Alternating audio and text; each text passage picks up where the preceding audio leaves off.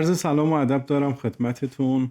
امروز میخوام یه کتاب خیلی خوبی که تو حوزه هوش مصنوعی چاپ شده رو خدمتتون معرفی کنم. هرچند چاپ این کتاب مربوط به پارساله، ولی خب مطالبی که توش اومده خیلی مطالب خوب و ارزنده هست و هر کسی که میخواد تو حوزه هوش مصنوعی مطالعه کنه یا فعالیتی کنه، به نظر من این کتاب رو حتما باید بخونه. یکی از ویژگی‌های مهم تکنولوژی‌های امروز اینه که برخلاف باور عموم که احساس میکنیم مثل اختراع هواپیما، مثل اختراع واکسن، یه عده‌ای جمع شدن و یه چیزی رو ایجاد کردن، اینجوری نبوده. خیلی از تکنولوژی هایی که ما باهاش سر و کار داریم مثل رمزارزها یا مثل همین هوش مصنوعی، سالها ممارست ها و تلاش های یه عده‌ای بوده که شکست خوردن و یه عده‌ای دیگه از شکست های اینا درس های زیادی رو یاد گرفتن و اون نکات ضعف موجود رو برطرف کردن و تونستن یه تکنولوژی خیلی پیشرفته تری رو ایجاد کنن.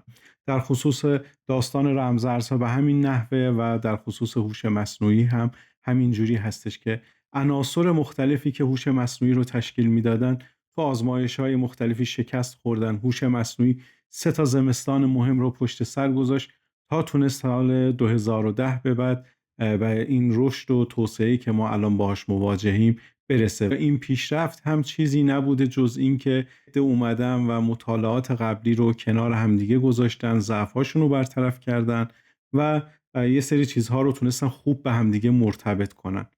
کتابی که امروز میخوام معرفی کنم اسمش از تاریخ فشرده هوش مصنوعی، نوشته آقای توبی والش، ترجمه سهند سلطان دوست که توسط نشر مرکز چاپ شده. این کتاب یک عنوان فرعی دیگه هم داره با که نوشته 6 ابتکار اساسی که به هوش مصنوعی جان میبخشد.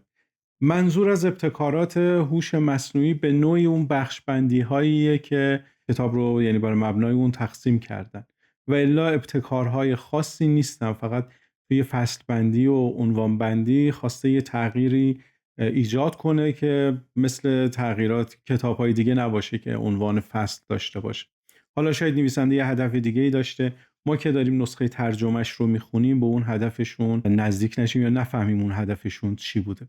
ولی داستان این کتاب به این صورته که نویسنده خود آقای توبی والش جز افرادی هستش که توی تمامی مراحل هوش مصنوعی بودن، به نوعی خودشون دستی بر آتش داشتن، با خیلی از بزرگان هوش مصنوعی نشست و برخاست کردن، توی مجامع اینا بودن و خیلی چیزها رو از نزدیک دیدن و حتی یه جایی از کتاب که داره تاریخچه اوپن ای آی رو تعریف میکنه، من تو کتاب‌های دیگه یا منابع دیگه ای ندیدم به این صراحت و روانی و با جزئیات کسی بیاد اینجوری این شرکت رو آنالیز کنه، ولی ایشون خیلی خوب تونسته بودن اونجا رو آنالیز کنن که میشه گفت علت اصلیش اینه که خودشون دستی بر آتش داشتن.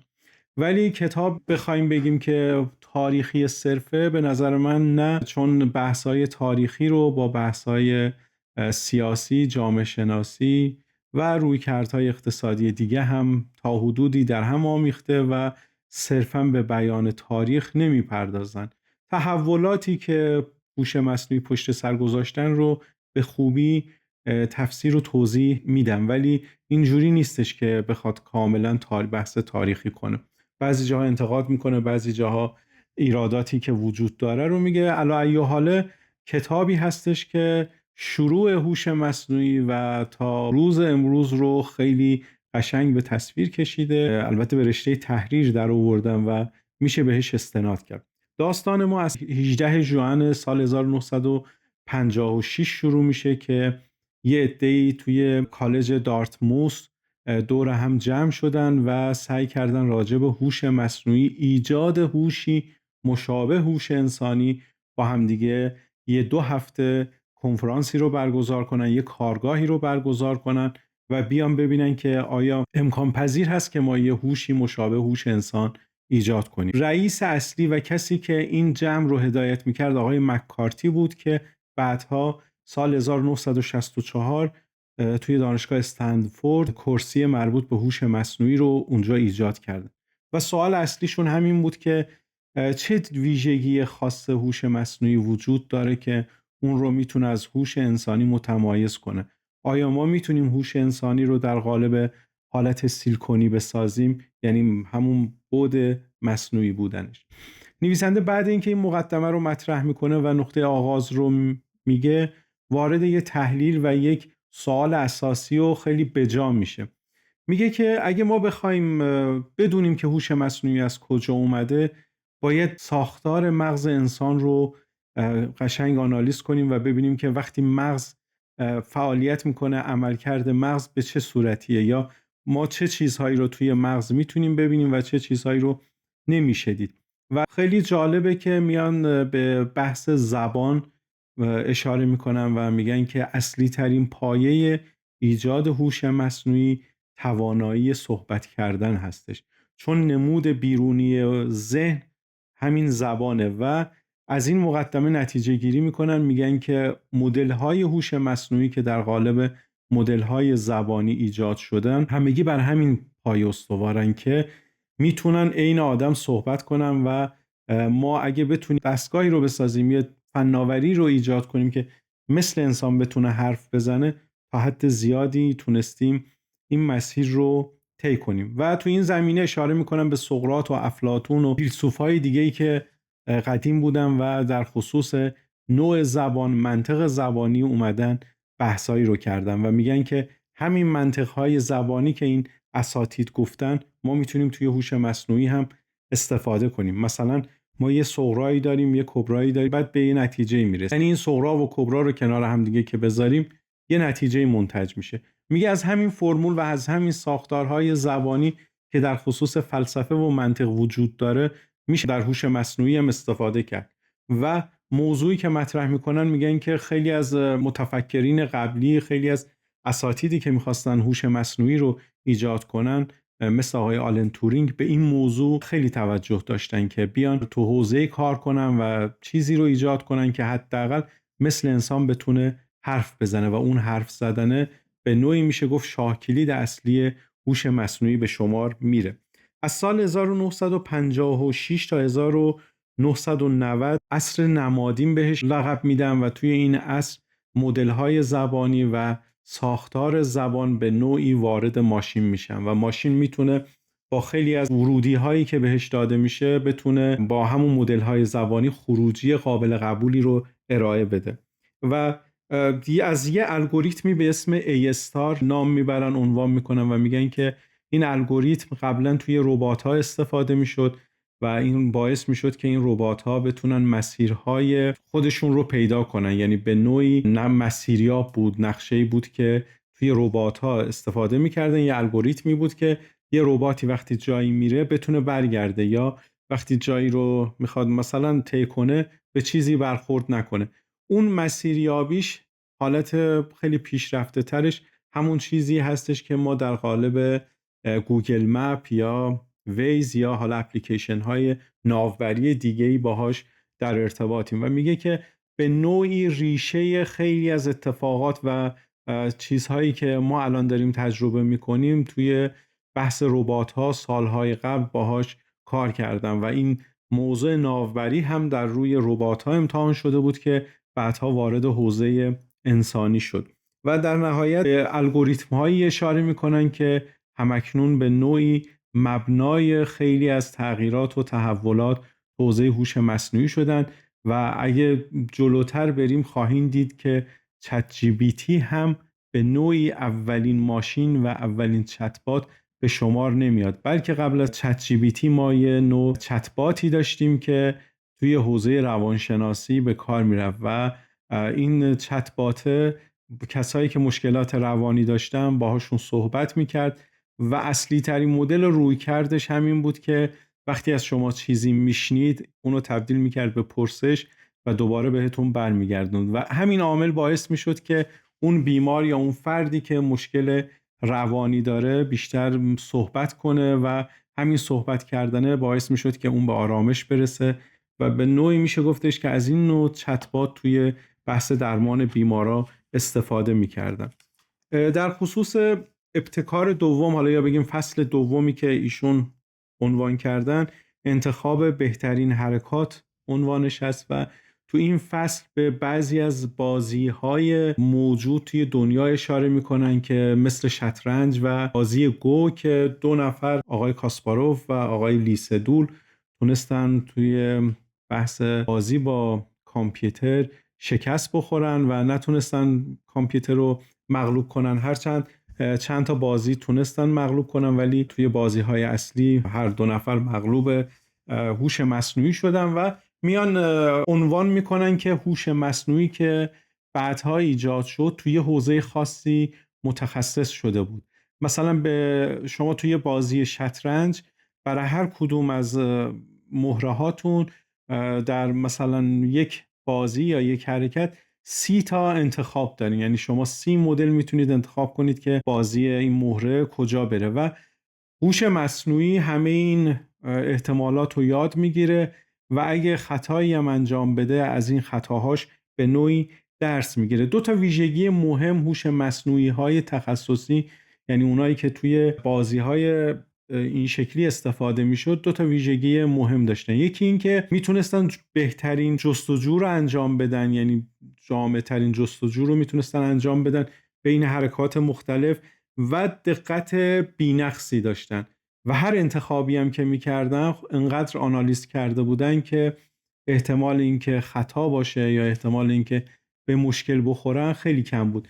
نکته جالبی که وجود داره اینه که نویسنده اشاره میکنه، میگه ما شاید بازی‌هایی مثل شطرنج یا بازی‌هایی مثل گو که از یه اسلوب و از یه چارچوب پیروی میکنه شاید اینا رو بشه تخصصیش کرد، ولی بازی مثل پوکر که کاملا احتمالیه تو این زمینه چطور. ایشون می نویسن که آزمایش هایی تو این زمینه انجام شد و به یه مدل هوش مصنوعی پوکر رو یاد دادن و کارهایی که اون ماشین انجام داد بعدها ثابت کرد که حتی تو محتمل ترین بازی ها هم کامپیوتر و هوش مصنوعی میتونه پیروز بشه. یعنی اون درجه احتمال خیلی عجیبه، واقعا شنیدن و باور کردنش خیلی عجیبه، ولی میگه توی محتمل ترین بازی های موجود هم هوش مصنوعی احتمال پیروزیش خیلی بالاست چون خیلی خوب میتونه یاد بگیره. یه نکته جالبی که توی این بازی ها عنوان میکنن حرکت 37م با عنوان حرکت 37م. آقای لی سدول که توی بازی گو خیلی پیشرفته بودن و خیلی استاد بودن، آقای کاسپاروف هم که توی بازی شطرنج، هر دو نفر اینا وقتی به حرکت 37م بازی میرسن از کامپیوتر یه حرکتی رو میبینن که تعجب میکنن. حتی میگه که آقای لی سدول بلند میشه میگه که این کامپیوتر داره کلاهبرداری میکنه، امکان نداره به ذهنش برسه که یه همچین حرکتی بزنه. و آقای کاسپاروف هم همینطور حتی یه وقفه‌ای توی بازی ایجاد میکنه و ازش یاد میکنن به عنوان حرکت 37م. تا روزی که من با شما دارم صحبت میکنم هنوز راز این موضوع کشف نشده که توی حرکت 37م چه اتفاقی تو ذهن این دوتا هوش مصنوعی رخ میده که میتونن یه حرکتی رو بزنن که هر دو بازیکن کاملا تعجب کنن، کاملا انگشت به دهن بمونن که اینو کامپیوتر چجوری تونسته رقم بزنه. و از اون موقع این حرکت 37م به عنوان یک معیار و به عنوان یک الگو توی بحث هوش مصنوعی مطرحه. توی ابتکار 3 که پیروی از قواعد نام داره، نویسنده میاد یه سری توضیحات مقدماتی میده، میگه که ما فهمیدیم که زبان پایه اصلیه، ما فهمیدیم که اگه به کامپیوتر یا اگه به هوش مصنوعی آموزش بدیم میتونه یه سری کارهای تخصصی رو انجام بده، ولی در نهایت ما به یه هوش مصنوعی نیاز داریم که بتونه از عهده خیلی از کارهای تخصصی یا خیلی از کارهای معمولی دیگه بر بیاد. اینجاست که میگه که ما وارد یه ابتکار دیگه میشیم و اسم اون ابتکاره هست که پیروی از اصول. یعنی اینکه هوش مصنوعی باید بهش یه سری قواعد و اصولی رو یاد بدیم. یعنی مثلا بهش بگیم که وقتی داری راه میری به این آجر رسیدی باید پاتو برداری، اگه پاتو همون جوری که پیش رفتی بذاری ممکنه زمین بخوری. و اینجا از یه تناقض و پارادوکس خیلی جالبی صحبت میکنن، میگن که هوش مصنوعی های موجود یا ربات های موجود سخت‌ترین کارها مثل مثلا بازی شطرنج، مثل بازی گو اینا رو میتونن یاد بگیرن، ولی تقلید از یک بچه 2 ساله رو نمیتونن یاد بگیرن. یعنی توی انجام کارهای سخت خیلی خوبن، ولی توی انجام کارهای ساده خیلی بدن. و همین موضوع و همین مسئله باعث میشه که ما تا رسیدن به اون هوش مصنوعی جامع و کامل که AGI حالا عنوانش هست، یعنی هوش مصنوعی عمومی و هوش مصنوعی که همانند یه انسان میتونه فعالیت کنه، خیلی فاصله داریم. و اون بحث قواعد و بحث اصول رو که میارن مطرح میکنن، میگن مغز انسان هم از همین وضعیت استفاده میکنه و از همین مدل استفاده میکنه و پیش میره و خیلی از قواعد و اصولی که ساخته شده برای انسان قطعا برای هوش مصنوعی هم میتونه پیش ببره. و از ماشین ها یا از مدل های ماشینی دیگه‌ای که بین سالهای 1960 تا 1980 ساخته شدن و ربات‌هایی که تو این زمینه ایجاد شدن، عنوان میکنه که بعضیاشون تو حوزه داروشناسی و پزشکی و تشخیص بیماری مورد استفاده قرار گرفتن. و همونجا بود که عنوان کردن که و گفتن، یعنی کاملا این موضوع رو توضیح میدن که خیلی از چیزهایی که باعث رشد و توسعه هوش مصنوعی شد، یاد دادن این قواعد و اصول بود. مثلا اگه بیمار رنگش زرد باشه، مثلا اگه حالت مشکلات شکمی داشته باشه، برخی داشته باشه یا هر چیزی، احتمال اینکه این بیماری رو داشته باشه زیادتر. همه اینا رو به صورت الگوریتم به هوش مصنوعی یاد دادن و هوش مصنوعی تونست از اینا استفاده کنه. به این ابتکاراتی که عنوان میکنن از یه میان پرده صحبت میکنن و با عنوان ربات‌ها در راهن.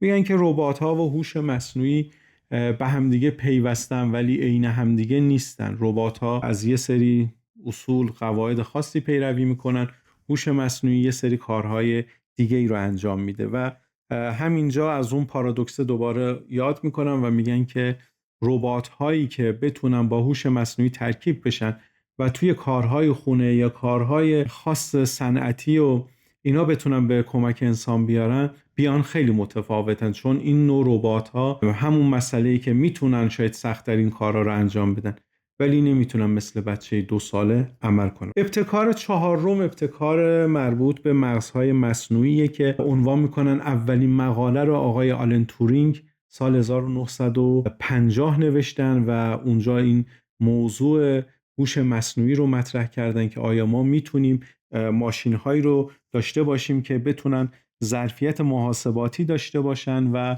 همانند انسان، مغز انسان یاد بگیرن. شاید بشه گفت مهمترین فصل این کتاب همین مغزهای مصنوعی باشن. من احساسم اینه که کتاب مقدماتی رو میچینه تا برسه به این فصل که توی این فصل اون تحولات واقعی هوش مصنوعی از بعد فنی رو خیلی قشنگ توضیح میدن. یعنی اگه کسی باشه که اطلاعات به خصوصی بخواد راجع به نحوه کارکرد هوش مصنوعی، یعنی مثلا من یه سوالی از هوش مصنوعی میپرسم پشت سیستم چه اتفاقی میفته، باید این فصل رو حتما بخونه که خیلی به زیبایی اومدم و نقش نورون ها، سیستم های عصبی و این ترانسفورمرها رو تو این فصل راجبش صحبت کرد. آقای آلن تورین که میان راجع به ساخت هوش مصنوعی یه مقاله رو میدن، اونجا عنوان میکنن که ولی 2 تا مشکل وجود داره. اولین مشکل اینه که مغز انسان خیلی پیچیده است و دوم این که ما طرز عملکرد نورون‌های مغز رو نمیشناسیم. یعنی ما واسه این که بتونیم یه مغز مصنوعی بسازیم باید حتما این 2 تا مشکل رو تا حدودی حل و فصلش کنیم. اول پیچیدگی مغز، دوم ساختار نورون‌ها، که شاید اگه ما بتونیم بفهمیم که نورون‌ها چجوری کار میکنن به نوعی بتونیم به ساختار خود مغز هم برسیم. یه عده‌ای شروع کردن به ساختن نورون‌های مصنوعی که از اون اشخاص سال 1960 یا 40 استارت ساختن یه همچین نورون‌ها و همچین مغزی که با نورون کار بکنه زده شد که آقای والتر پیتز و وارن مک‌کالک 2 نفری بودن که استارت ساخت نورون‌های مصنوعی رو زدن که بعدها آقای روزنبلت اینا رو به سمت کاربردی شدن پیش بردن. ولی تمامی این مطالعات، تمامی این اتفاقات، تمامی این ساخت و سازها در حوزه نورون‌های مغزی به صورت خیلی خام و خیلی حالت اولیه و مقدماتی باقی مونده بود که آقای جفری هینتون، همونجوری که من توی کتاب‌ها و توی موضوعات مختلفی که راجع به هوش مصنوعی صحبت کردم گفتم که ما مدیون جفری هینتون هستیم، همون جوری که عالم رمزارزها مدیون آقای ساتوشی ناکاموتوه که 2008 بیت کوین رو ایجاد کرد. عالم هوش مصنوعی هم مدیون آقای جفری هینتونه. آقای جفری هینتون نبیره جورج بول هست که جورج بول هینتون که منطق 0 و 1 رو در خصوص کامپیوترها ایجاد کرده بود. یعنی واقعا یه خانواده کاملا باسواد، خانواده کاملا باهوشی رو اینا دارن که پدر بزرگشون همین آقای جورج بول بود که تونست اون منطق 0 و 1 رو توی کامپیوترها ایجاد کنه. آقای جفری هینتون اومد یه لایه میانی بین این نورون‌ها ایجاد کرد. یعنی این نورون‌های اون مصنوعی که میخواستن یاد بگیرن یا آموزش ببینن، این با یه لایه میانی که تونست بین اینا ایجاد کنه تا حد زیادی مشکل یادگیری اون نورون‌ها رو حل کرد.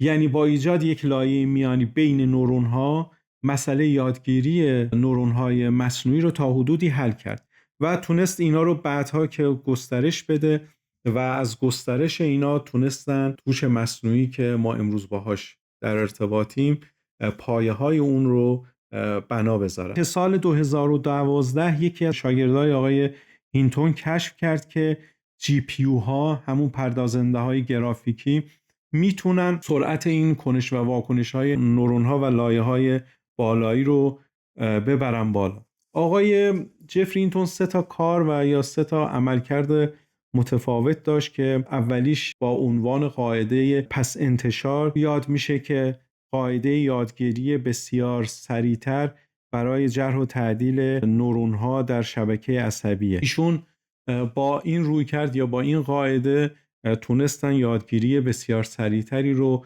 برای نورون‌ها ایجاد کنن. دومیش پردازنده های گرافیکیه که این سرعت معمول یادگیری رو خیلی بالاتر بود. و سومی یه عنصر دیگه‌ای بود که تونست این پازل رو تکمیل کنه، بیگ دیتا بود. یعنی ما تونستیم به داده‌های بزرگی که توی اینترنت وجود داشت دسترسی پیدا کنیم و از اونها برای آموزش این نورون‌ها استفاده کنیم. هرچند یه شاگرد دیگه‌ای داشتن به اسم نینی لی که حالا ژاپنی بود، چینی بود، تایلندی بود، نمیدونم، ولی اسمشون نینی لی هست که در سال 2006 یه شبکه عصبی رو ساخت که این شبکه عصبی تونست اشیا رو از همدیگه تشخیص بده و این تشخیص اشیا به نوعی میشه گفت پایه‌گذار هوش مصنوعی نوین شد و تونست تا حد زیادی تکمیل کنه اون اطلاعات و اون یافته ها و اون تکنولوژی که آقای جفری هینتون تونسته بود همه اونا رو منظم کنه و ایراداتش رو برطرف کنه که در نهایت ترانسفورمرها، تبدیلگرها تونستن کامل این پازل رو تکمیل کنن و هوش مصنوعی که ما الان داریم ازش استفاده میکنیم به واسطه این ترانسفورمرها تونستن به رشد و بالندگی که الان باهاش مواجهیم برسن. این ترانسفورمرها 4 تا عملکرد داشتن. اول اینکه میان اون جملات رو تبدیل به توکن ها میکنن. مثلا شما یه جمله مینویسین، برای هوش مصنوعی میخواین این جمله رو بنویسین. مینویسین که من رفتم بازار، آنجا کمی خرید کردم. من میشه یه توکن، رفتم میشه یه توکن، به میشه یه توکن، بازار یه توکن. اولین کاری که این ترانسفورمرها انجام میدن اینه که این جملات رو تبدیل میکنن به توکن ها. دومین کاری که انجام میدن اینه که این توکن ها رو تبدیل میکنن به یه سری اعداد. یعنی این اعداد میره تو لایه های زیرین، بیانگر هر کدومشون یکی از اون توکن هاییه که بالا تبدیل شدن به این عدد. و تو سومین مرحله اینه که ضمایر ارتباط بین کلمات رو پیدا میکنن. تو اون جمله‌ای که من گفتم من رفتم به بازار، آنجا کمی خرید کردم، اینا تشخیص میدن که این آنجا برمیگرده به بازار. این ارتباطات رو تشخیص میدن. مرحله چهارم تبدیل این اعداد با سیستم رمزنگاری به کلمات و حروفه که تمام اتفاقاتی که ترانسفورمرها پشت سیستم های هوش مصنوعی رقم میزنن همینه که اون چیزی رو که ما بهشون میدیم با این فرایند تبدیل میکنن به یه سری جملات دیگه و به ما میدن. و خیلی جالبه که بعد از فهمیدن این موضوع ما قشنگ میتونیم راجع به این حوزه اظهار نظر کنیم که آیا هوش مصنوعی هایی مثل چت جی بی تی میتونه یک روزی جایگزین انسان بشه یا نه؟ که نویسنده پاسخ میده، میگه نه، نمیتونه. به خاطر اینکه هوش مصنوعی مثل چت جی بی تی در نهایت چیزی که محتمله به ما میگه و نمیتونه از آینده و یا اون چیزی که واقعا توی ذهن هست پاسخ بده. یعنی مثل یه آدم تفکر نمیکنه، این فقط کلمات محتمل رو کنار همدیگه میچینه و به ما پاسخ میده. خودش قدرت تفکر به مفهوم واقعی و مفهوم انسانی رو نداره، هرچند نسبت به این موضوع هم خیلی انتقادات زیادی وجود داره. یعنی به شخص من خودم میتونم بگم که درسته اون پاسخهای محتملی رو میده، ولی ما انسان ها هم همیشه پاسخهای درست رو نمیدیم. یعنی ما انسان ها هم همیشه نسبت به چیزهایی که تجربه کردیم شاید واکنش درست و معقولانه‌ای نداشته باشیم و احتمال خطا ما هم داریم و ممکنه همین احتمال خطا رو اون ماشین هم داشته باشه.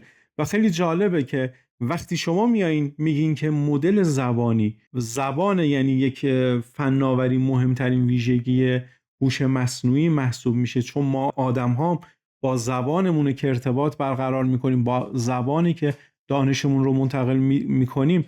خب هوش مصنوعی هم دقیقاً اومده همون زبان رو پیشرفته ترش کرده، یعنی نمود بیرونی ذهن زبانه و تو این زمینه هم که خب هوش مصنوعی همین کار رو انجام داده.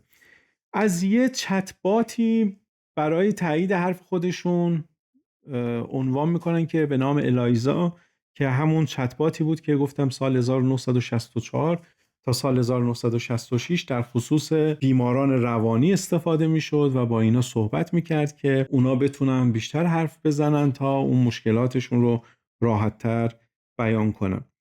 ابتکار پنجم پاداش موفقیت. میگه که هوش مصنوعی موقعی تونست به اون رشد و توسعه اصلی دست پیدا کنه و احتمال خطاهاش رو بیاره پایین، تایمی بود که اگه اشتباهی میکرد به فراخور اون اشتباهش مجازات میشد و اگه کار رو درست انجام میداد به فراخور اون کار درست پاداش میگرفت. مثل انسان ها، هرچند اینو مطرح کردن و بیان کردن خیلی پیچیده است، ولی منظور نویسنده اینه که وقتی هوش مصنوعی یه حرکت اشتباهی رو انجام میده، انقدر اون اشتباهش تو ذهنش میمونه، انقدر اون اشتباهش کار میکنه تا بتونه اون رو تبدیل کنه به یه پل موفقیت. ولی در خصوص مثلا پاداش گرفتن اینجوری نیستش که ما بگیم که مثلا هوش مصنوعی معادله رو حل کرد ما بهش میخوایم پول بدیم. نه، میخواد بگه که چیزی که انجام میده، اون ابتکاری که انجام میده، کاری که انجام میده،